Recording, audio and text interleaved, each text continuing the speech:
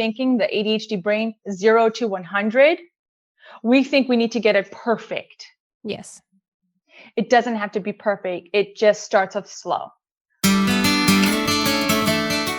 Welcome to Motherhood in ADHD. I'm your friend, Patricia Sung. My mission is to be a lighthouse for mothers with ADHD, helping you find your path to success by learning to appreciate your ADHD as an asset. I'm seeking to change the paradigm that ADHD means your life is doomed to be a hot mess. So I'm sharing strategies and encouraging you in your pursuit of happiness to love who you are every day of your ADHD life.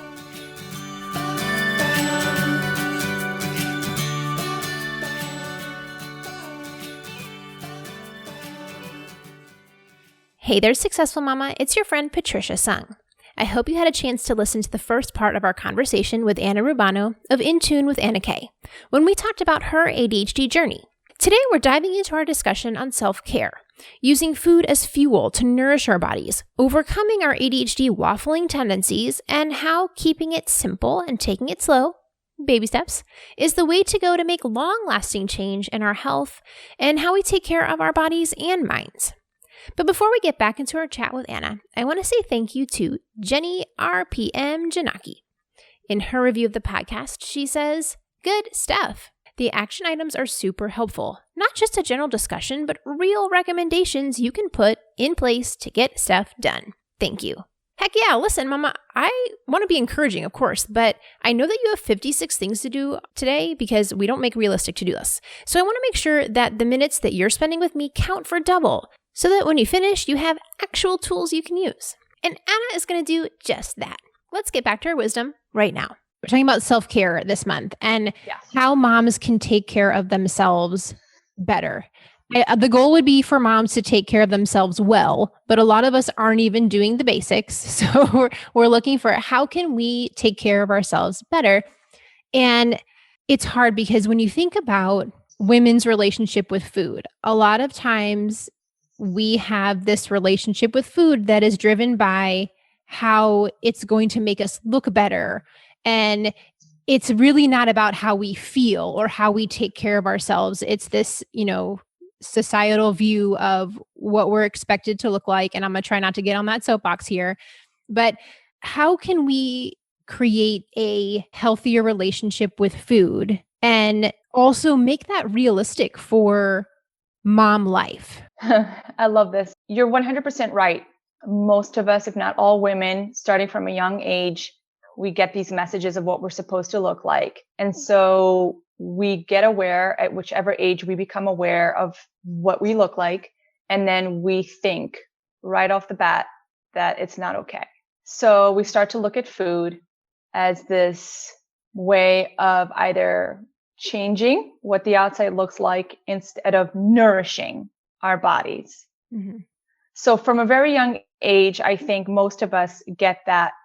I know I did, where I felt I was not good enough and started to feel very aware of my body and all the imperfections. And I was telling a friend the other day that by the time I got to high school, I would see how little I could eat during the day to conserve my calories in the name of, keeping my weight down or looking a certain way.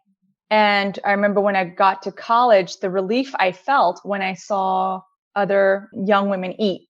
And all of a sudden it felt like I got permission, like the silent message of permission to eat. So right off the bat, it's addressing that message and being super honest with yourself if that is the message that you've had for most of your life, which I feel like most women have had. And that their relationship with food has been not about nourishing, but about the game of if I deplete you enough, I will get to a certain size, or if I eat this, or if I eat that I have the control of what my outcome looks like. So, it doesn't become about supporting your health at all, and it becomes all about appearance. So I think the first thing is honesty. Be very honest with where you're at.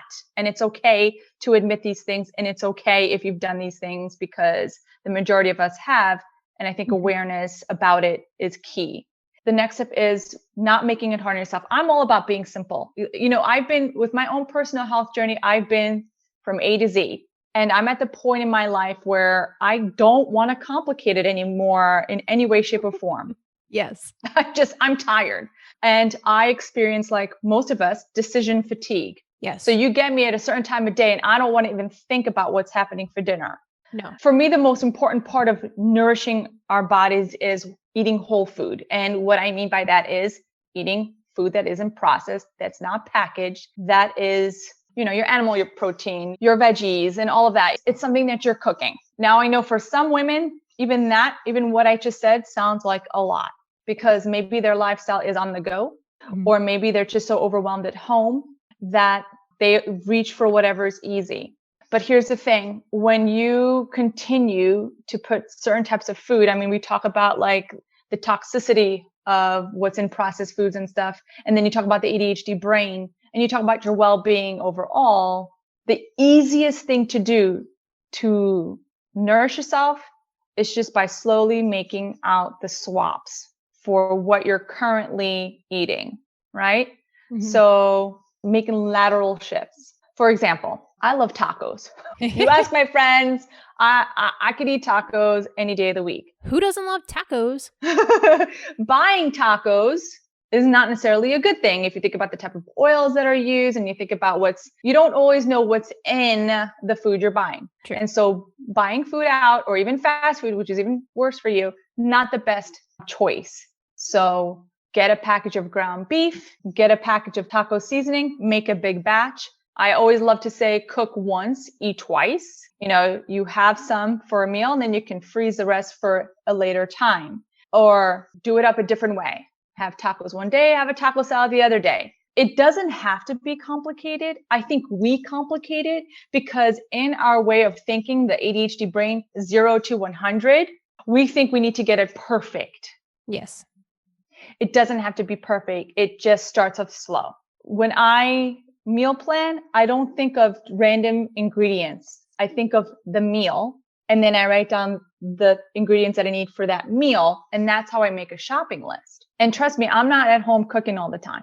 Even as a health coach, I don't have the time. I'm exhausted. Yeah. So a lot of the times my weekends are the time where I kind of do like bigger preparations and then I store the rest so I can just have some of that during the week. My kids love chicken tenders. So I'm going to try to find the best version of that for a day of the week where they really want to eat something like that. Again, the perfectionist in me could say, oh no, it has to be 100% organic all the time. It has to be whole foods all the time. Yeah. You could also drive yourself nuts. And you can also create so much stress in your nervous system and the stress is just going to make you feel worse. And the last thing that we want to do is make ourselves feel worse about the one thing that we need the most.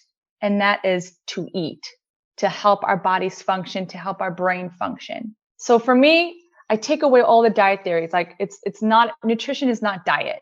It is just getting whole foods back in your body, looking at your meals and your snacks, making sure your blood sugar is sustained throughout the day, doing the wonderful trifecta of protein, carb, and fat whenever you can, and trying to doing it as clean as possible.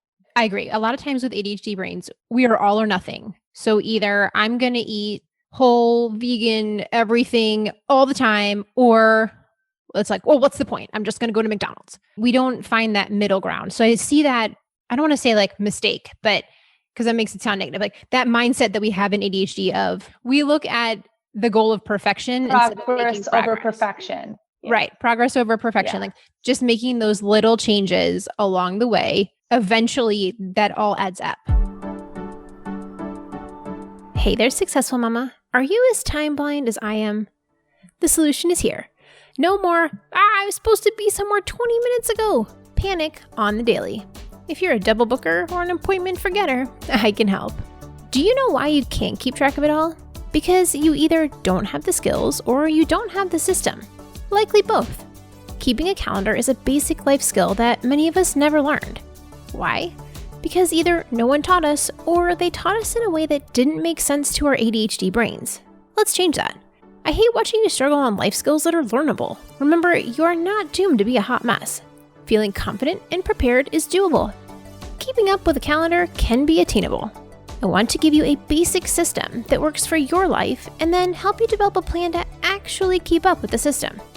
I know that you are ready to build calm and peace into your day by knowing where you need to be and when. My class on how to keep a calendar when you have ADHD is available for pre-sale now. Woohoo! And for you, my successful mama, I'm offering a little something special to you for being the first one in. So head over to patriciasung.com/ADHD calendar, it's all one word, and sign up now to guarantee your discount before the price goes up when the doors open. You are not alone, and I'm here to help you create the motherhood success story that you deserve. Progress over perfection. Let's move forward. Stop the chaos and sign up for class right now. patriciasung.com/ADHD calendar. What's another thing you see, especially in ADHD moms, that they struggle with and they don't know how to overcome? I think the biggest thing that I've seen, and I've seen it in myself as well, is you could have done all you can get home and you don't want any of it. Mm-hmm. You don't want any of it because you're so exhausted, you're so burnt out from your day that you'd rather walk over to your pantry instead of the good food that you actually made the effort to make, but you want to reach out for something else. You want the instant gratification of, let's call a ho-ho or something. I don't know, whatever's there. Maybe it's a kid snack that, you wouldn't normally eat, but it's there. And then that's the one thing. And then the second thing is, again, biting off more than you can chew, making these big plans, fancy meals, feeling like you've got to pull out these gourmet things, and you really don't. You really, really don't. For the first part, if you have, God bless you, you've done all the things, right? You've prepared your meals, and then you get home at the end of the day and say you've had one of the worst days, and you want to self-soothe by reaching for that food that is, I would guess, less desirable for you, and you're not going to feel so great after eating it. Various people have various responses to the things we eat. There's two approaches. For me, I've learned, having been somebody that is perfectionist and having to feel like I've had to do it right 100% of the time, if I know that what's standing between me and a peaceful moment is a ho-ho, I might just take one bite of that ho-ho. And this is what I know is going to happen. I'm going to spit it out, because then I'm going to remember what it tastes like and how it's processed. And then I am going to get over that feeling. And then I'm going to go back in my fridge and I'm going to get the meal that I know I prepared. But at the same time, I'm not going to judge myself for it. Again, it's how we talk to ourselves. So you're not going to do this perfectly. It's not all or nothing. It's a process. This is a journey. We didn't get from where we are in our health in one day. This was years and years and years of how we programmed our thinking, how our lifestyles are. We have different seasons of life, and it's okay. Give yourself permission to not have it be perfect, because it never will be perfect. And don't complicate it. Oftentimes my meals, because I'm running around, I love my Stanley thermos that I have, because it keeps my food really hot. So I have it in there, and a lot of the times it'll be like bone broth soup, and then a carb. Maybe it's like raw carrot salad, or potatoes or something like that to go. And it's not fancy by any means. It is actually quite simple, but I know that I'm eating, because I think a lot of the time we get so wrapped up in how it's supposed to look like that we just don't eat at all. And that's not good either. Yeah. Instead of eating lunch, we're grabbing a handful of goldfish crackers and keep on trucking. Exactly. And what's going to happen? Your body cannot sustain that. I don't know the science behind this, but let's just think about, if you look at a typical day in the life of an ADHD woman, and how much is already going on in our heads before we physically begin to do the things, all the things. And if you're a mother, let's add double the things. Okay. Right. So the moment we open our eyes, the energy is going, we're expending that energy. It starts in the brain, the 400 things going on.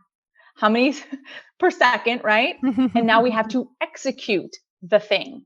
The only way we can try to get those things done is to make sure that we are nourishing ourselves throughout the day. So for me, I find it almost virtually impossible to have 3 full meals sometimes a day. So what I do is I have a timer on my phone and I make sure that I'm eating at least every 3 hours, even if it's small, so that I know I have the sustained energy to get me through the day. And I think that is more attainable than expecting yourself with everything that's going on to actually sit down and have a full meal. Does that make sense? Yes. Actually, I do the same thing. I mean, because I take a stimulant, and so I'm not hungry during the day. And if I didn't make myself eat, I could easily go all day without eating. And I have a timer on my phone that says it's snack time. And I recently was talking to a friend on the phone and my timer went off. And I was like, oh, hold on, let me turn off my snack timer. And she's like, what, your snack timer? I said, well, it's my timer to tell me to go eat a snack. And she laughed out loud and was like, I need a timer to tell me to stop eating snacks. I was like, well, I used to have that problem before I took my medicine. Yeah. It seems weird to her, but that's okay because that's what I need for me. Yes. And again, it's, your friend saying, oh, I need something to tell me to stop eating my snacks. Well, what are you eating? What is your snack? If your snack is something that's going to, stimulate that pleasure center where you just keep going for it, then maybe you're having the wrong type of snack. Again, it's about nourishing your body and it's about giving it what it needs, giving your cells what they need to give your body energy. You can have the best snack of just, again, a protein, a carb, and a fat, and that could look like a piece of cheese, right? Mm-hmm. Your breakfast could be eggs, glass of orange juice, maybe some potatoes. Again, simple food. Doesn't need to be complicated, but you just give your body the components that it needs to keep going. Like yourself, I too am on a stimulant and I had taken a long break from being on meds. One of my self-care acts was to realize that I needed to go back. So that's the first thing. Mm-hmm. Then I knew that I had to be extra intentional about eating because like yourself, I could go for a very long period without eating because of the stimulant. Right. So again, that timer has helped me to keep on track with my eating, but also make my meals super simple. Like I said, like a soup and something else to go with it. Small, but I'm fed and I can keep going. I feel like the times that where my ADHD is not its best is when I have gone too long without eating. And then what I've eaten has not really provided me with what I needed to keep my blood sugar levels nice and steady. Yeah. And I think that's part too of when you have your diagnosis and you know that your brain is going to be seeking out that dopamine. And so hitting that sugar is going to give you that artificial boost, but yet then cause the crash later and it's not giving you healthy energy. That is, I don't want to say like normal, but like it makes sense because you don't know that this is how your body functions. And then you're not beating yourself up for making terrible snack choices when you know, okay, this is what my brain needs. That's why it's choosing the sugar. So if I do this other thing instead of, making sure I'm eating regularly and looking for that balance of the protein, carb, fat, then my body's not going to crave that sugar hit as much. But then you have that awareness to say, oh, this is why I do that. And then you're not shaming and guilting yourself. But sugar's not evil. If it also depends on true. When your body is needing sugar, it means that you need some glucose in your system. Your liver is doing a lot of functioning there. And so that's why it's so important to get that proper nutrition in you. And that's why fruit or, even a tablespoon of honey, something like that can have a much better effect than a candy bar. If your body is craving that sugar, it means you need to eat and your body is trying to get some energy and it's saying, hey, feed me. Yeah. But it's what you're feeding it that is going to make the difference of how you react later to what you just ate. I will feel 10 times better if I have a glass of orange juice, good orange juice, as opposed to grabbing that candy bar. Right. It all depends on your choices. So it's not so much that, yes, we're craving sugar, but you look deeper into the science of that, you have to ask yourself, why are we craving the sugar? So sometimes it's not just because of that dopamine hit, which I recognize my dopamine hits very well, but it's how we respond to it. Again, we need to feed ourselves. We step away from the diet mentality. We start looking at, how can I fuel myself so that I can function better? Then everything starts to look differently. It's not about the outside. It's not about what you look like. It's about being able to function, being able to keep up with your life. And the rate that we burn our energy, ADHD women, I feel like is a higher rate than somebody who I would guess classify as neurotypical. We can burn out very quickly. And I know for myself, my burnout rate can be exponentially fast, especially in terms of the amount of things that I'm doing. For me, I have to be super intentional about what I'm eating. Okay. So I'm going to do lightning round and then we'll wrap up. So lightning round, I'm going to ask you super quick and just finish the sentence. Okay. So the best thing that I've read or listened to recently is? Kate Deering's How to Heal Your Metabolism book. It's fabulous. Everybody should read it. Okay. The most boring about me fact is? I wear black almost all the time. Not today. Not today. Okay. Number 3, when I'm having a rough day, my go-to quote, song, poem, book, activity, whatever is? I usually have some quiet time by just having some prayer. Maybe it's reading the Bible or just legit lying down and resting. Which most of us don't do enough of. Although I'm ruining my whole lightning thing. Okay, back on Patricia. Okay, don't tell anyone I like to eat by myself a lot more than eating with other people. Love you, family. And then if I had a magic fairy wand for one spell, I would. Considering the climate today, I would bring all my family that's all over the place right near where I am because I miss them. Me too. And then my best piece of advice for mamas with ADHD is? Give yourself grace. Give yourself a lot of love. Don't be hard on yourself. Recognize your ADHD. Learn what your ADHD is about, what it looks like for you. And know that this is a process and you're growing and you're learning, and take it slow, even though we are impatient creatures. Yes. But love yourself in the sense where you know that this is how it is and it's okay and you're doing great. You're doing great.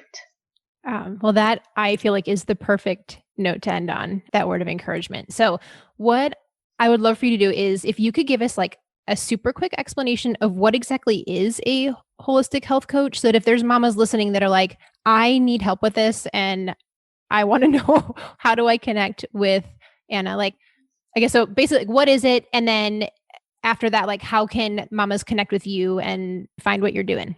Let me just say what it's not is not a nutritionist. So what a holistic health coach does is basically help someone who has specific goals I typically like to work with people who are wanting to make shifts in their eating. So they're coming from eating foods that are more processed and not so much whole foods, but also not just looking at what is on your plate, but what is off your plate. So we don't just look at what's going on and what you're eating, but we're looking at everything that is affecting your life, because a lot of the time what's happening off your plate will affect what you're putting in your mouth. That is a very good point. Okay. So how can the mamas connect with you? You can find me on Instagram at Intune with Anna K. If you go to my link, it's got my website. It's got all the information. I love to talk to different people and see where they're at. So usually I always like to give every person I meet a free session so we can kind of discuss where they are, what their goals are. But yeah, that is the best way to reach me. That's usually, if I'm going to do social media, that's where I'm at. Awesome. Thank you so much for being here. I love your super down to earth, simple way that moms can make changes, and realistically in our lifestyle of craziness and juggling kids, that it is totally possible to make good choices with how we're doing things, but that we need to take it slow and not set ourselves up for failure, which is a frequent poison of ours, is just pushing ourselves too hard. So your advice of, just giving ourselves grace is life to the soul. So thank you so much for being here today. Thank you so very much for this opportunity. It's been so much fun talking with you. And I am so thankful that, my journey in my life could hopefully inspire or help any person that is listening to it today. Thank you for listening to Motherhood and ADHD. For more resources, head over to our website, www.motherhoodandadhd.com.